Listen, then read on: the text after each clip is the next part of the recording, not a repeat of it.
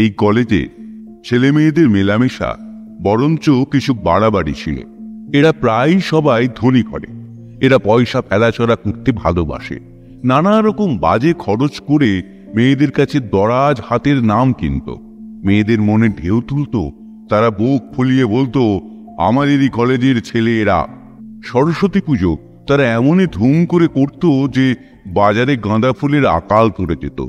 এছাড়া চোখ টেপাটেপি, ঠাট্টা, তামাশা চলেইছে। এই তাদের মাঝখানে একটা সঙ্গ তেরে ফুলে উঠে মেলামেশা ছাড়খাড় করে দেবার জো করলে। সংঘের হাল ধরেছিল সুরীতি। নাম দিল নারী প্রগতি সংঘ।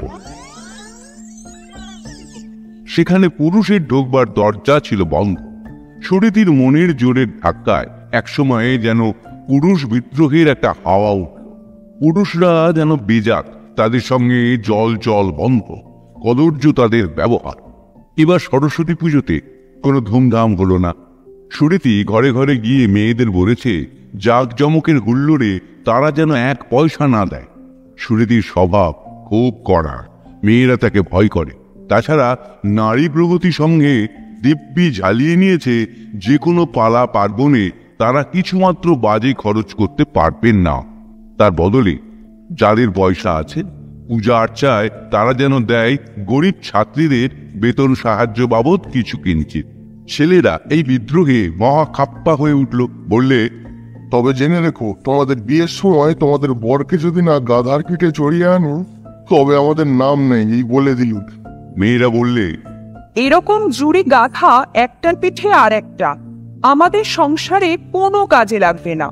সে দুটি আমরা তোমাদের দরবারে গলায় মালা দিয়ে আর রক্তচন্দন কপালে পরিয়ে পাঠিয়ে দেব। তাদের আদর করে দলে টেনে নিও। যাই হোক, এই কলেজে ছেলেতে মেয়েতে একটা ছাড়াছাড়ি হবার জো হল।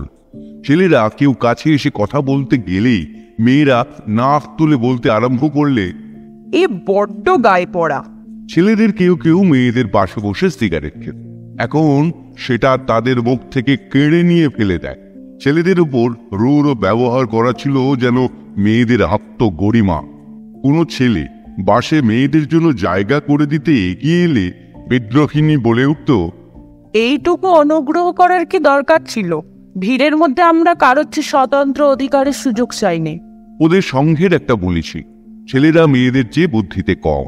দৈবাত প্রায়ই পরীক্ষার ফলে তার প্রমাণ হতে থাকত। কোন পুরুষ যদি পরীক্ষায় তাদের ডিঙিয়ে প্রথম হতো তাহলে সে একটা চোখের জলের ব্যাপার হয়ে উঠত।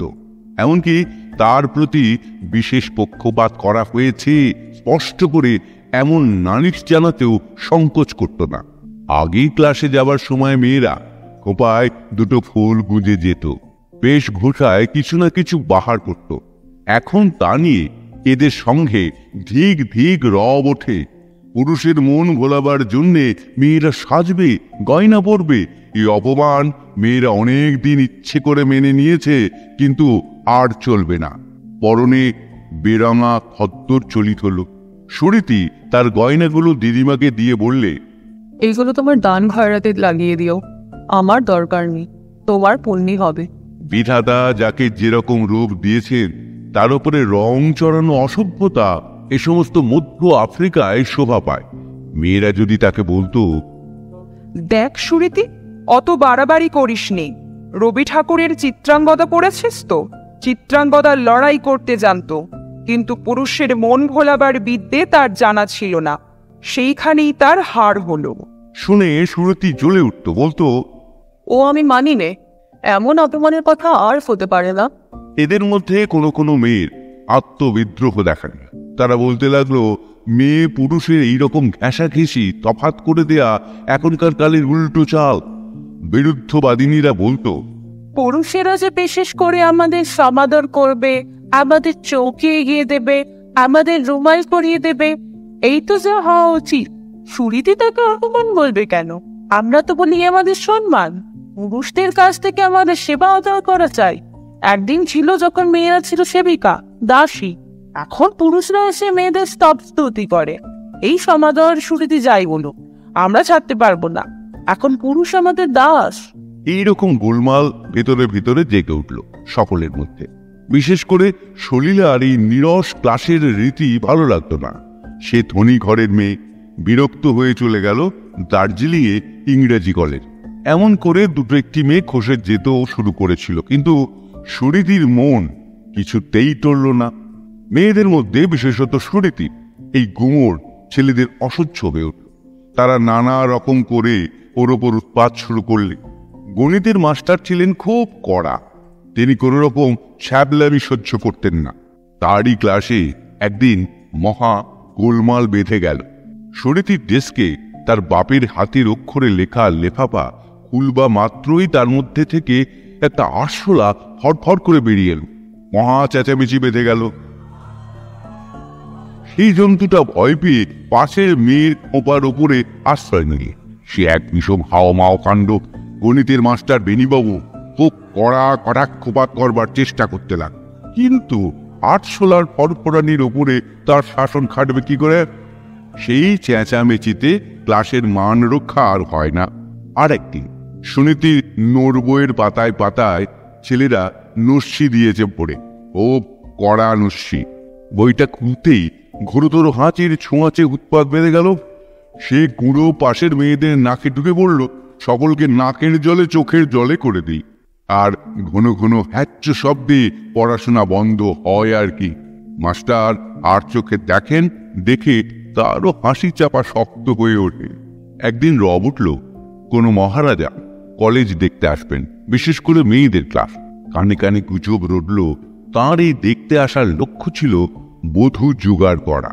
একদল মেয়ে ভান করলে যে তাদের যেন অপমান করা হচ্ছে, কিন্তু ওরই ভিতরে দেখা গেল সেদিনকার খোঁপায় কিছু শিল্প কাজ, সেদিনকার পাড়ে কিছু রং। লোকটি তো যে সে নয়, সে ক্রোড়পতি। মেয়েদের মনের মধ্যে একটা হুড়োমুড়ি ছিল, সকলের আগে তাঁর চোখে পড়বার।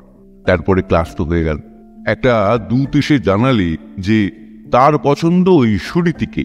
সুরীতি জানে এ রাজার তহবিলে অগাধ টাকার জোরে পুরুষ জাতির সমস্ত নীচতা কোথায় তলিয়ে যায়।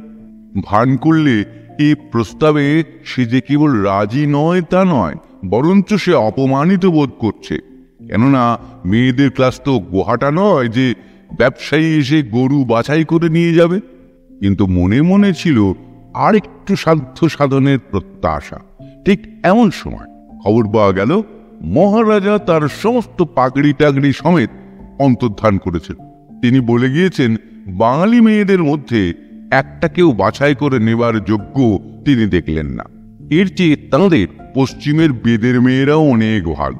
ক্লাসশুদ্ধ মেয়েরা একেবারে জ্বলে উঠল, বললে কে বলেছিল তাকে আমাদের এই অপমান করতে আসতে? সেদিন তাদের সাজসজ্জার মধ্যে যে একটু কারিগরি দেখা গিয়েছিল সেটা লজ্জা দিতে লাগলো। এমন সময় প্রকাশ পেল মহারাজাটি তাদেরই একজন পুরনো ছাত্র। বাপ মায়ের বিষয় সম্পত্তির জুয়ো খেলে উড়িয়ে দিয়ে সে খুঁজে বেড়াচ্ছে টাকাওয়ালা মেয়ে। মেয়েদের মাথা হিট হয়ে গেল। সুরীতি বারবার করে বলতে লাগলো সে একটুও বিশ্বাস করেনি। সে প্রথম থেকেই কেবল যে বিশ্বাস করেনি তা নয়, সে কলেজের প্রিন্সিপালকে এই পড়ার ব্যাঘাত নিয়ে নালিশ করতে পর্যন্ত তৈরি ছিল। হয়তো ছিল, কিন্তু তার তো কোনো দলিল পাওয়া গেল না। এমনি করে একটার পর একটা উৎপাত চলতেই লাগলো। এই সমস্ত উপদ্রবের প্রধান পান্ডা ছিল নিহা। একবার ডিগ্রি নিতে যাচ্ছিল যখন সুরীতি, তার পাশে এসে নিহার বললে, এদিকে গরবিনী, মাটিতে যে পা পড়ছে না। সুরীতি মুখ বেঁকিয়ে বললে, দেখুন, আপনি আমার নাম নিয়ে ঠাট্টা করবেন না। নিহার বললে, বিদেশি হয়ে একে ঠাট্টা বলো? এ যে বিশুদ্ধ ক্লাসিক্যাল সাহিত্য থেকে কোটেশন করা। হ্যাঁ, সম্মান কি আর কোনো নামে হতে পারে? আমাকে আপনার সম্মান করতে হবে না। সম্মান না করি কি করি? এই বিকজ কমলায় তো চলো না, এই পরিরত শরৎচন্দ্র বদনা, এ স্মিত হাস্য জ্যোৎস্না বিকাশিনী তোমাকে আদরের নামে ডেকে যেতে হয় না। দেখুন, আপনি আমাকে রাস্তার মধ্যে যদি এমন অপমান করেন তাহলে আমি প্রিন্সিপালের কাছে নালিশ জানাবো। নালিশ করতে হয় করো, তবে অপমানের একটা সংজ্ঞা ঠিক করে দিও। এর মধ্যে কোন শব্দটা অপমানের বলো তো, আমি আরো চড়িয়ে দিতে পারি। বলবো, হে নিখিলে বিশ্ব হৃদয় উন্মাদিনী। তার পরের দিন ক্লাস আরম্ভ হবার মুখেই রব উঠল, হে সরস্বতী চরণ বমল দলবিহারিণী। গুঞ্জনমত্ত মধুব্রতা পূর্ণচন্দ্রানী ভানিনী। সুরীতি রেগে গিয়ে পাশের ঘরে সুপারিনটেন্ডেন্ট গোবিন্দবাবুকে বললে, দেখুন, আমাকে কথায় কথায় অপমান করলে আমি থাকবো না। তিনি এসে বললেন ক্লাসের ছেলেদের। তোমরা কেন ওকে এত উপদ্রব করছো? নিহার বললে, একে কি উপদ্রব বলে?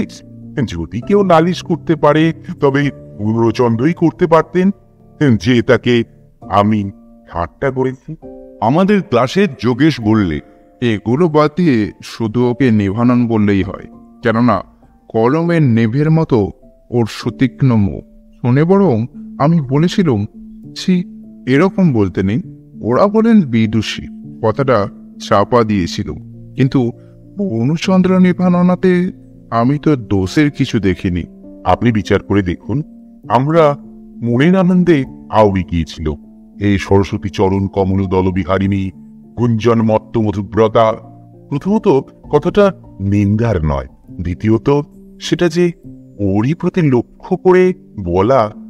এত বড় অহংকার ওর কেন হলো? ঘরেতে তো আরো ছাত্রী আছে, তারা তো ছিল খুশি। অস্থানে অসময়ে এরকম সম্ভাষণগুলো লোকে পরিহাস বলেই নেয়। দরকার কি বলার? দেখো স্যার, মন যখন উতলা হয়ে ওঠে তখন কি সময় অসময়ে বিচার থাকে? তাছাড়া আমাদের এই সম্ভাষণ যদি পরিহাসী হয় তাহলে তো এটা কেউ গায়ে না নিয়ে হেসে উড়িয়ে দিতে পারতেন। আর আপনার কলেজে এত বড় বড় সব বিদুষী, এরা কি পরিহাসের উত্তরে পরিহাস করতেও জানেন না? এদের দন্তরুচি কৌমুদিতে কি হাস্য মাধুর্য জাগবে না? তা বলে আমরা সব তৃষিত সুধা পিপাসু পুরুষগুলো বাঁচে কি করে? এই রকম কথা কাটাকাটির পালা চলতো যখন তখন। সুরীতি অস্থির হয়ে উঠল, তার স্বাভাবিক গাম্ভীর্য আর টেকে না। সে ঠাট্টা করতে জানে না, অথচ কড়া জবাব করবার ভাষাও তার আসে না। সে মনে মনে জ্বলিয়ে পুড়ে মরে। সুরীতির এই দুর্গতিতে দয়া হয় এমন পুরুষও ছিল ওদের মধ্যে, কিন্তু তারা ঠাঁই পায় না। আরেকদিন হঠাৎ কি খেয়াল হলো, যখন সুরীতি কলেজে আসছিল তখন রাস্তার ওপর থেকে নিহার তাকে ডেকে উঠল। হে কনক চম্পক দাম গৌরী। লোকটা পড়াশোনা করেছে বিস্তর, তার ভাষা শিখবার যেন একটা নেশা ছিল। যখন তখন অকারণে সংস্কৃত আওড়াত। পাঠ্যপুস্তকের পড়ায় সুরীতি তাকে এগিয়ে থাক। মুখস্থ বিদ্যের সে ছিল ওস্তাদ, কিন্তু পাঠ্যের বাইরে ছিল নিহারের প্রচুর পড়াশোনা। সুরীতি একেবারে প্রায় কাঁদো কাঁদো হয়ে ছুটে গোবিন্দবাবুর ঘরে গিয়ে বললে, রাস্তায় ঘাটে এমন সম্ভাষণ আবার সহ্য হয় না। নিহার বললে, আমার অন্যায় হয়েছে, কাল থেকে ওকে বলবো মসি পুঞ্জিত বর্ণা। কিন্তু সেটা কি বড্ড বেশি রিয়ালিস্টিক হবে না? সুরীতি প্রায় কাঁদতে কাঁদতে ছুটে চলে গেল। নিহারের চরিত্রে একটা নিরেট নিষ্ঠুরতা ছিল। যথোপযুক্ত ঘুষ দিয়ে তবে সেটাকে শান্ত করা যেত, এই কথা সবাই জানে। একদিন নিহার জাপানি খেলনা, কটকটে আওয়াজ করা কাঠের ব্যাঙ দিয়ে ছেলেদের পকেট ভর্তি করে আনলো। ঠিক যে সময় প্লেটোর দার্শনিক তত্ত্ব ব্যাখ্যা করবার পালা এলো, সমস্ত ক্লাসে কটকট কটকট শব্দ পড়ে গেল। শব্দটা যে কোথা থেকে হচ্ছে তাও স্পষ্ট বোঝা শক্ত। সেদিন কটকটে ব্যাঙের শব্দে প্লেটোর কণ্ঠ একেবারে ডুবে গেল। শেষকালে খানা তল্লাশি করে দেখা গেল 10টা কাঠের ব্যাঙ সুরীতির ডেস্কের ভিতরে। সে চিৎকার করে বলে উঠল, এই কখনো আমার নয়, অন্যরা কেউ আমার ডেস্কে দুষ্টুমি করে ভরে রেখেছে। ছেলেরা মহা তেড়িয়া হয়ে বলে উঠল, আমাদের উপর এরকম অন্যায় দোষ দিলে কিন্তু আমরা সইতে পারবো না। এরকম ছেলে মানুষে খেলার সব কিন্তু ছেলেদের কখনো হতেই পারে না। এগুলি মেয়েদেরই খুকি ধর্ম। কিছুক্ষণ ক্লাস ঘর নীরব। তারপরে হঠাৎ অপর কোণ থেকে অদ্ভুত শব্দ উঠল। একসঙ্গে সব ছেলেরা পা ঘষতে শুরু করেছে সিমেন্টেরও। এতগুলো জুতো ঘষার শব্দে একটা উৎকট কনসার্টের সৃষ্টি হল। ক্রমশ মাত্রা ছাড়িয়ে গেল। সুরীতির পক্ষে আর চুপ করে বসে থাকা চলল না। কিছুক্ষণ ধৈর্য ধরে রইল। একসময় হঠাৎ দরাম করে একটা শব্দ হওয়ার পর ছেলেরা শব্দে সানাইয়ের আওয়াজ নকল করতে লাগলো। তখন সুরীতি বলে উঠল, স্যার, অনুগ্রহ করে ওদের গোলমাল করতে বারণ করবেন কি? আমরা এখানে পড়তে এসেছি, কিন্তু সঙ্গীত চর্চার জায়গা এটা নয়। যদি কারো ক্লাস করতে ইচ্ছে না হয় তবে ক্লাস ছেড়ে বেরিয়ে যাওয়া উচিত। সঙ্গে সঙ্গে চারদিক থেকে রব উঠল সেম সেম, এবং left right left left right left March করতে করতে ছেলেরা বেরিয়ে গেল ঘর থেকে। সেদিনকার মতো ক্লাস আর জমল না। মেয়েরা যখন ক্লাস থেকে বেরিয়ে কমন রুমে বসেছে, একটি পিয়ন এসে খবর দিল সুরীতিকে সেক্রেটারি বাবু ডেকেছেন। মেয়েরা সব কানাকানি করতে লাগলো। সুরীতি সেক্রেটারির ঘরে ঢুকে দেখলে সেখানে তাদের সেদিনকার প্রফেসর বসে আছেন আর নিহার পাশে দাঁড়িয়ে। সেক্রেটারি সুরীতিকে বললেন, ও ছেলেরা নালিশ করেছে তোমার আজকের ব্যবহারে তারা অপমান বোধ করেছে। তোমার দিক থেকে যদি কিছু বলবার থাকে তো বলো। সুরীতি বললে, স্যার, ওরা যে প্রফেসরের সঙ্গে অপমানজনক ব্যবহার করলো, আমাদের সঙ্গে অভদ্রতা করলো, তাতে কি আমাদেরই অপমান হয় না? যাই হোক, সেক্রেটারি ও প্রফেসর উভয় পক্ষের কথা শুনে বিবেচনা করে নিহারকে বললেন, সব দিক থেকে এটা প্রমাণ হলো যে ক্লাসে তুমি প্রথম উৎপাত শুরু করো এবং তুমি ছিলে দলের অগ্রণী। এক্ষেত্রে তোমারই ক্ষমা চাওয়া উচিত। নিহার বললে, স্যার, আমার দ্বারা এটা সম্ভব নয়। তার চেয়ে অনুমতি দিন, আমি কলেজ ছাড়তে রাজি। সেক্রেটারি বললেন, তোমাকে সময় দিচ্ছি, ভালো করে ভেবে দেখো। সে তথাস্তু বলে খাতাপত্র নিয়ে উঠে পড়ল। সেদিন ক্লাসের শেষে ছেলেমেয়েরা বাইরে নেমে দেখলে নোটিশ বোর্ডের নোটিশ টাঙানো রয়েছে, আজ থেকে পুজোর ছুটি আরম্ভ হলো। সলিলার সঙ্গে নিহারের ছিল বিশেষ ঘনিষ্ঠ। সে নিহারকে প্রস্তাব করলে, তুমিও দার্জিলিং চলে এসো। নিহার বললে, আমার বাপ তো তোমার বাপের মতো লক্ষ্যবতী নয়। দার্জিলিং এ পড়াশোনা করি এমন শক্তি কোথায়? শুনে সে মেয়ে বললে, আচ্ছা, আমি দেব তোমার খরচ। নিহারের এই গুণ ছিল, তাকে যা দেয়া যায় তা পকেটে করে নিতে একটু ইতস্তত করে না। সে ধনী ছাত্রীর খরচায় দার্জিলিংয়ে যাওয়ায় ঠিক করল। এদিকে যত অহংকারী সুরীতির থাক, নিহারের মনের টান যে সলিলার দিকে, সেটা তার মনে বাজল। নিহার ধনী মেয়ের আশ্রয়ে সুরীতির প্রতি আরো বেশি যখন তখন যা তা বলতে লাগলো। পুরুষের কাছ থেকে এই অনাদর সুরীতি ঘাড় বেঁকিয়ে অগ্রাহ্য করবার ভান করত, কিন্তু তার মনের ভিতরে এই নিহারের মন পাওয়ার ইচ্ছেটা যে ছিল না তা বলা যায় না। নিহার ধনী মেয়ের কাছ থেকে মাসোয়ারা নিত, তাতে ছেলেরা কেউ কেউ ঈর্ষা করেও কেউ কেউ ঘৃণাও করে। নিহারকে বলতো ঘর জামাই। নিহার তা গ্রাহ্যই করত না। তার দরকার ছিল পয়সা। যতক্ষণ পর্যন্ত তার ক্ষীরপুর দোকানে বন্ধুদের নিয়ে পিকনিক করবার খরচ চলত এবং নানা প্রকার শৌখিন ও দরকারি জিনিসের সরবরাহ সুসাধ্য হয়ে উঠল, ততদিন পর্যন্ত সেই মেয়ের আশ্রিত হয়ে থাকতে তার কিছুমাত্র সংকোচ হতো না। দরকার হলেই নিহার সলিলার কাছে টাকা চেয়ে পাঠায়।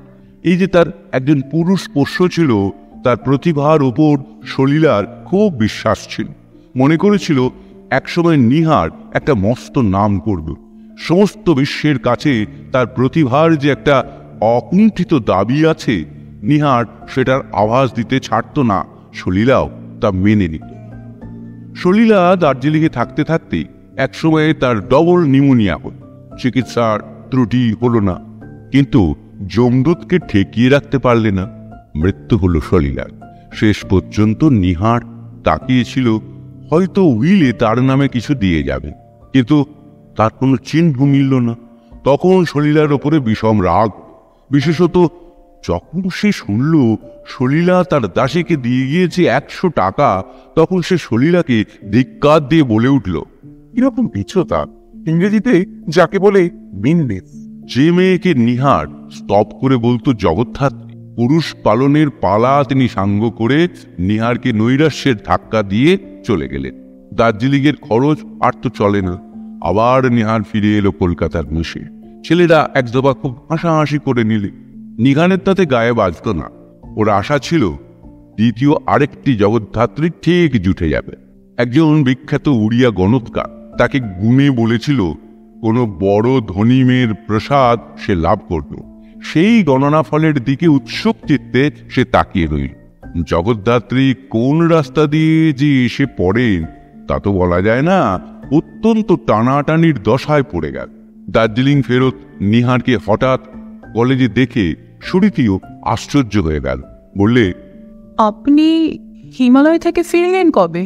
নিহার হেসে বললে, ওগো সীমন্তিনী, কিছু হাওয়াকে আসা গেল। কালিদাস বলেছেন, মন্দাকিনী নির্ঝরিণী করণাং বোরা বহু কম্পিত দেবদারু। ওই দেবদারুর চেয়ে ঢের বেশি কাঁপিয়ে দিয়েছিল বাংলাদেশের রোগা হাড়। এই দেখো না, কম্বল জড়িয়ে ভুটিয়া সেজে এসেছে। সুরীতি হেসে বললে, কেন? সাজ তো মন্দ হয়নি, আপনার চেহারাও তো দেখাচ্ছে ভালো। ভুটিয়া বুকুর সাজসজ্জাতে আপনাকে ভালো মানিয়েছে। নিহার বললে, খুশি হলুম। এখন তো আর শীতের থেকে রক্ষা পাওয়ার কথা ভাবতে হবে না। এত কি দিয়ে তোমাদের চোখ ফুলাবো, এইটাই হচ্ছে সমস্যা। সেটা আরো সত্য কথা। তা চোখ ফোলাবার দরকার কি? পুরুষ মানুষের সহায়তা করে তার বিদ্যে তুমি জানো তো, তোমার মধ্যে তার অভাব নেই। এইটা তোমাদের বই। নিউটন বলেছিলেন তিনি জ্ঞান সমুদ্রে নৌই কুড়িয়েছেন। আমি তো কেবলমাত্র বালুকণা সংগ্রহ করে। ব্যাস রে, এবার পাহা থেকে দেখছি তুমি অনেকখানি বিনয় সংগ্রহ করে এনেছো। এ তো তোমার কখনো ছিল না। দেখো, এই শিক্ষা আমার স্বয়ং কালিদাসের কাছ থেকে। যিনি বলেছেন, প্রাণ সুলভ্যে কলে লোহা দদুর বাহরিব বামন। এসব সংস্কৃত শ্লোকের জ্বালায় হাঁপিয়ে উঠল। একটু বিশুদ্ধ বাংলা বলো। এর মধ্যে আশ্চর্যের কথা এই যে সলিলার মৃত্যুর উল্লেখ মাত্র সে করল না। এদিকে ক্লাসের ঘন্টার শব্দে দুজনকেই দ্রুত চলে যেতে হলো। কিন্তু সংস্কৃত শ্লোকগুলো সুরীতির মনের ভিতরে দেবদারুর মতোই মুহুর্মুহু কম্পিত হতে লাগলো। সে দেখেছে আজকালে নিহারের ঠাট্টার সংস্কৃত শ্লোক আওড়ানো অন্য মেয়েরা খুব পছন্দ করে। তারা তাই নিয়ে ওকে প্রশংসা করে। তাই সেও বুঝেছে ওতে পরিহাসের করা স্বাদ নেই। সেই জন্য ইদানিং নিহারের হঠাৎ সংস্কৃত আবৃত্তিকে ভালো লাগাবার চেষ্টা করত। এমন সময় একটা ঘটনা ঘটল, যাতে ছাত্রছাত্রীদের মিলেমিশে কাজ করবার একটা সুযোগ হলো। সবর্ণ ইউনিভার্সিটির একজন ভারত প্রত্নতত্ত্ববিদ পণ্ডিত আসবেন কলকাতা ইউনিভার্সিটির নিমন্ত্রণে। ছেলেমেয়েরা ঠিক করেছিল পথের মধ্যে থেকে তারাই তাকে অভ্যর্থনা করবার গৌরব সর্বপ্রথমে লুটে নেবে। আগে ভাগে অধ্যাপকের কাছে গিয়ে তাকে ওদের প্রগতি সঙ্গের নিমন্ত্রণ জানালে। তিনি ফরাসি সৌজন্যের আতিশয্যে এই নিমন্ত্রণ স্বীকার করে নিলেন। তারপরে কে তার অভিনন্দন পাঠ করবে সেটা ওরা ভালো করে ভেবে পাচ্ছিল না। কেউ বলছিল সংস্কৃত ভাষায় বলবে, কেউ বলছিল ইংরাজি ভাষায় যথেষ্ট। কিন্তু তা কারো মনোপুত হল না। ফরাসি পণ্ডিতকে ফরাসি ভাষায় সম্মান প্রকাশ করায় উপযুক্ত ঠিক করল। কিন্তু করবে কে? বাইরের লোক পাওয়া যায়, কিন্তু সেটা তো সম্মান রক্ষা হয় না। এমন সময় নিহার রঞ্জন বলে উঠল, আমার উপর যদি ভার দাও, আমি কাজ চালিয়ে নিতে পারবো এবং ভালো রকমেই পারব। মেয়েদের মধ্যে কেউ কেউ ছিল যাদের নিহার রঞ্জনের ওপর বিশেষ টান। সুরীতির বিশেষ আপত্তি। সে বললে, এটাও ভাড়ামি হয়ে উঠবে। দলের মেয়েরা বললে, আমরা বিদেশি, যদি বা আমাদের ভাষায় কিংবা বক্তৃতায় কোনো ত্রুটি হয় তা ফরাসি অধ্যাপক নিশ্চয়ই হাসি মুখে মেনে নেবেন। ওরা তো আর ইংরেজ নন। ইংরেজরা বিদেশিদের কাছ থেকেও নিজেদের আদব কায়দার স্খলন সইতে পারেন না, এমন ওদের অহংকার। কিন্তু ফরাসিদের তা নয়, বরঞ্চ যদি কিছু অসম্পূর্ণ থাকে তা হেসে গ্রহণ করবে। দেখা যাক না নিহার রঞ্জনের বিদ্যের দৌড় কত দূর। শুনেছি ও ঘরে বসে বসে ফরাসি পড়ার চর্চা করে। নিহার রঞ্জনের বাড়ি চন্দননগরে। প্রথম বয়সে ফরাসি স্কুলে তার বিদ্যা শিক্ষা। সেখানে ওর ভাষার দখল নিয়ে খুব খ্যাতি পেয়েছিল। এসব কথা ওর কলকাতার বন্ধু মহল কেউ জানত না। যা হোক, সে তো কোমর বেঁধে দাঁড়ালো। কি আশ্চর্য! অভিনন্দন যখন পড়ল তার ভাষার ছটায়, ফরাসি পণ্ডিত এবং তাঁর দু একজন অনুচর আশ্চর্য হয়ে গেলেন। তাঁরা বললেন, এরকম মার্জিত ভাষা ফ্রান্সের বাইরে কখনো শোনেননি। বললেন, এ ছেলেটির উচিত প্যারিসে গিয়ে ডিগ্রি অর্জন করে আসা। তারপর থেকে ওদের কলেজের অধ্যাপক মণ্ডলীতে ধন্য ধন্য রব উঠল। বললে, কলেজের নাম রক্ষা হলো, এমনকি কলকাতা ইউনিভার্সিটিকেও ছাড়িয়ে গেল খ্যাতিতে। এরপরে নিহারকে অবজ্ঞা করা কারো সাধ্যের মধ্যে রইল না। নিহারদা গুঞ্জন ধ্বনিতে কলেজ মুখরিত হয়ে উঠল। প্রগতি সংঘের প্রথম নিয়মটা আর টেকে না। পুরুষদের মন ভোলাবার জন্য রঙিন কাপড় চোপড় পরা ওরা ত্যাগ করেছিল। সর্বপ্রথম সে নিয়মটি ভাঙল সুরীতি। রং লাগানো হলো আঁচলায়। আগেকার বিরুদ্ধ ভাব কাটিয়ে নিহার রঞ্জনের কাছে ঘেঁষতে তার সংকোচ বোধ হতে লাগলো। কিন্তু সে সংকোচ বুঝি টেকে না। দেখলে অন্য মেয়েরা সব তাকে ছাড়িয়ে যাচ্ছে। কেউ বা ওকে চায় নিমন্ত্রণ করছে, কেউ বা বাঁধানো টেনিশন এক সেট লুকিয়ে ওর ডেস্কের মধ্যে উপহার রেখে যাচ্ছে। কিন্তু সুরীতি পড়ছে পিছিয়ে। একজন মেয়ে নিহারকে যখন নিজের হাতের কাজ করা সুন্দর একটি টেবিল ঢাকনা দিলে, তখন সুরীতি প্রথম মনে বিঁধল, ভাবল, আমি যদি এইসব মেয়েলি শিল্পকার্যের চর্চা করতাম। সে যে কোনোদিন সূচের মুখে সুতো পড়ায়নি, কেবল বই পড়েছে। সেই তার পাণ্ডিত্যের অহংকার আজ তার কাছে খাটো হয়ে যেতে লাগলো। কিছু একটা করতে পারতুম যেটাতে নিহারের চোখ ভুলোতে পারত। সে আর হয় না। অন্য মেয়েরা তাকে নিয়ে কত সহজে সামাজিকতা করে। সুরীতির খুব ইচ্ছে সেও তার মধ্যে ভর্তি হতে পারত যদি, কিন্তু কিছুতেই খাপ খায় না। তার ফল হলো এই, তার আত্মনিবেদনের অন্য মেয়েদের চেয়েও আরো যেন জোর পেয়ে উঠল। সে নিহারের জন্য কোনো অছিলায় নিজের কোনো একটা ক্ষতি করতে পারলে কৃতার্থ হতো। একেবারে প্রগতি সংঘের পালের হাওয়া বদলে গেল। অন্য মেয়েরা ক্রমে নিয়মিতভাবে তাদের পড়াশোনায় লেগে গেল, কিন্তু সুরীতি তা পেরে উঠল না। একদিন ডেস্কের ওপর থেকে নিহারের ফাউন্টেন পেনটি মেঝের ওপর গড়িয়ে পড়েছিল। সদ্ভাগ্যে সেটা সে তুলে ওকে দিলে। এর চেয়ে অবনতি সুরীতির আর কোনোদিন হয়নি। একদিন নিহার বক্তৃতায় বলেছিল, তার মধ্যে ফরাসি নাট্যকারের কোটেশন ছিল। সব সুন্দর জিনিসের একটা অবগুণ্ঠন আছে, তার উপরে পুরুষ দৃষ্টির হাওয়া লাগলে তার সৌকুমার্য নষ্ট হয়ে যায়। আমাদের দেশের মেয়েরা যে পারতপক্ষে পুরুষদের কাছে দেখা দিত না, তার প্রধান কারণ এই যে দেখা দেওয়ার দ্বারা মেয়েদের মূল্য কমে যায়, তাদের কমনীয়তার উপরে দাগ পড়ে। অন্য মেয়েরা এই কথা নিয়ে বিরুদ্ধ তর্কে উত্তেজিত হয়ে উঠল। তারা বললে, এমনতর করে ঢেকে ঢুকে কমনীয়তা রক্ষা করবার চেষ্টা অত্যন্ত বিড়ম্বনা। সংসারে পুরুষ স্পর্শ কি স্ত্রী কি পুরুষ সকলেরই পক্ষে সমান আবশ্যক। আশ্চর্য এই, আর কেউ নয়, স্বয়ং সুরীতি উঠে নিহারের কথার সমর্থন করলে। এই এক স্বরবর্ণের ধাক্কায় তার চালচলন সম্পূর্ণ বদলে যাবার যোগ হল। এখন সে পরামর্শ নিতে যায় নিহারের কাছে। যখন শেক্সপিয়ারের নাটক সিনেমাতে দেখানো হয়, তখন তাও কি মেয়েরা কোনো পুরুষ অভিভাবকদের সঙ্গে গিয়ে দেখে আসতে পারে না? নিহার কড়া হুকুম জারি করলে তাও না। কোনো ক্রমে নিয়মের ব্যতিক্রম হলে নিয়ম আর রক্ষা করা যায় না। প্রত্যেকবারেই সুরীতি ভালো কিছু দেখবার থাকলে সিনেমাতে যেত। এখন তার কি হলো? এত বড় আত্মত্যাগ তো কল্পনা করা যায় না। এমনকি আজকালকার দিনে যে সামাজিক নিমন্ত্রণে স্ত্রী পুরুষের একসঙ্গে খাওয়া দাওয়া চলত, সেখানে সে যাওয়া ছেড়ে দিলে। সনাতনীরা খুব তার প্রশংসা করতে লাগলো। প্রগতি সংঘ থেকে সে নিজেই আপনার নাম কাটিয়ে নিলে। সুরীতি চাকরি নেবে, নেয়ারের অনুমতি চাইল। স্কুলে পুরুষ ছাত্র খুব ছোট বয়সের হলেও তাদের পড়ানো চলে কিনা। নেয়ার বললে, না, তাও চলে না। তার ফলগুলো যে অর্ধেক মাইনে স্বীকার করে মাস্টার নিয়ে বললে তার বাকি বেতন থেকে ছেলেদের আলাদা পড়াবার লোক রাখা হোক। স্কুলের সেক্রেটারি বাবু তো অবাক। সুরীতির মনের টান ক্রমশ দুঃসহ হয়ে উঠতে লাগল। একসময় কোনো রকম করে আভাস দিয়েছিল তাদের বিয়ে হতে পারে কিনা। একদিন যে সমাজের নিয়মকে সুরীতি মানত না, সেই সমাজের নিয়ম অনুসারে শুনতে পেল ওদের বিয়ে হতে পারে না কোনো মতেই। অথচ এই পুরুষের আনুগত্য রক্ষা করে চিরকাল মাথা নিচু করে চলতে পারে, তাতে অপরাধ নেই, কেননা বিধাতার সেই বিধান। প্রায় সে শুনতে পায় নিহারের অবস্থা ভালো না, পড়বার বই তাকে ধার করে পড়তে হয়। তখন সুরীতি নিজের জলপানি থেকে ওকে যথেষ্ট সাহায্য করতে লাগলো।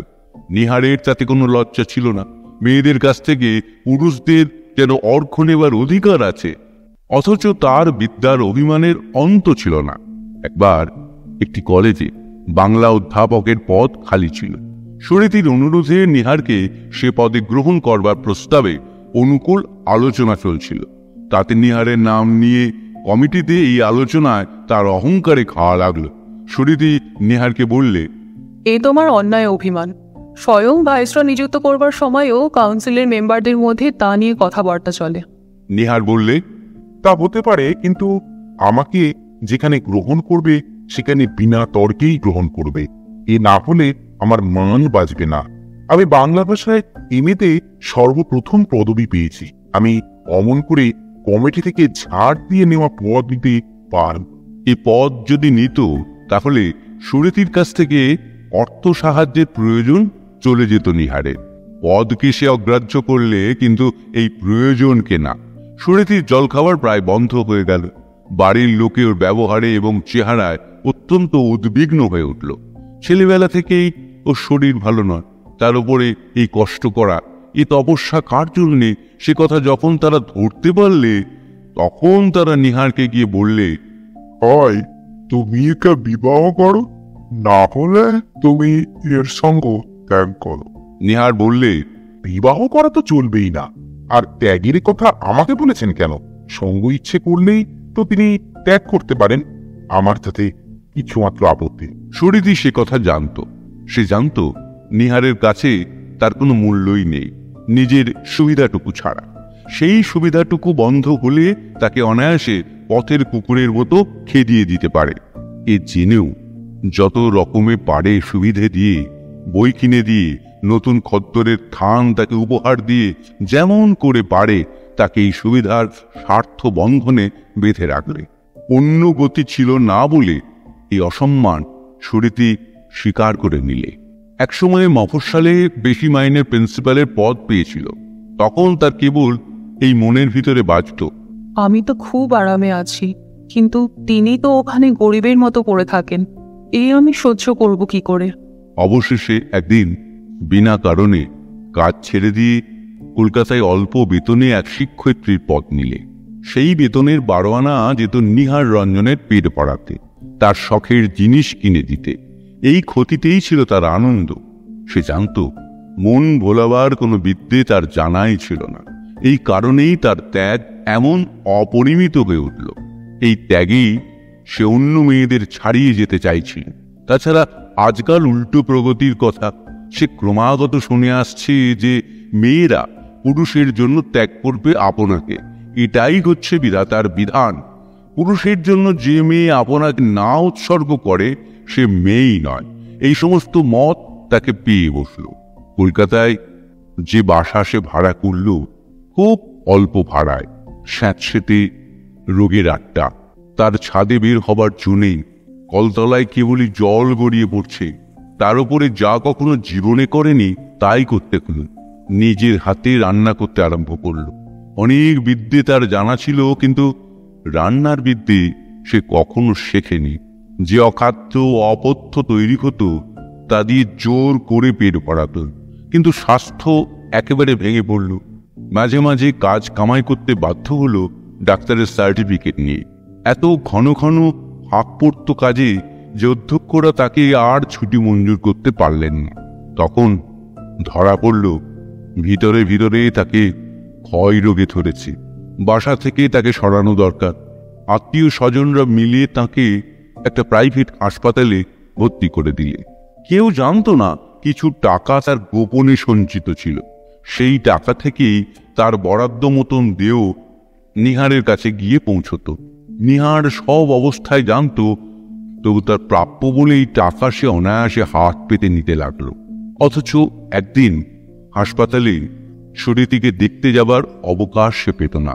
সুরীতি উৎসুক হয়ে থাকত জানালার দিকে কান পেতে, কিন্তু কোনো পরিচিত পায়ের ধ্বনি কোনোদিন কানে এলো না। অবশেষে একদিন তার টাকার থলি নিঃশেষে শেষ হয়ে গেল, আর সেই সঙ্গে তার চরম আত্মনিবেদন।